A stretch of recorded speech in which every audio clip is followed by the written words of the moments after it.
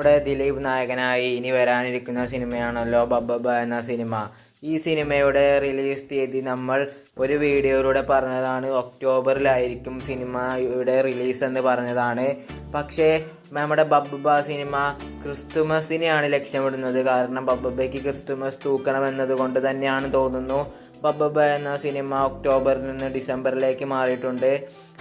അപ്പോൾ ഇത് കുറേ ഒക്ടോബർ എന്നും പറയുന്നു, കുറേ ഡിസംബർ എന്നും പറയുന്നു.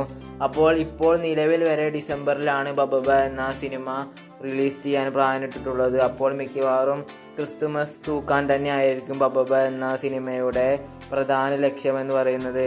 പക്ഷേ ബബ്ബബ്ബ എന്ന സിനിമയ്ക്ക് ഒരു എതിരാളിയും കൂടെ വരുന്നുണ്ട്. ആ എതിരാളി നിവിൻ പോളിയുടെ ഒരു സിനിമയാണ്. നിലവിൽ ഇപ്പോൾ വരെ നിവിൻ പോളിയുടെ സിനിമ മാത്രമേ വന്നിട്ടുള്ളൂ ബബ്ബബ്ബയ്ക്ക് എതിരാളിയായിട്ട്.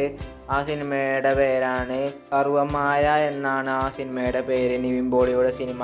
അപ്പോൾ ക്രിസ്തുമസിന് നിവിൻ പോളിയുടെ ഇപ്പോൾ സർവമായ എന്ന സിനിമയും ബബ്ബബ്ബ എന്ന സിനിമയും ആയിരിക്കും ഉണ്ടാവുക. ക്രിസ്തുമസ് ആര് കൊണ്ടുപോകുമെന്ന് നോക്കാം.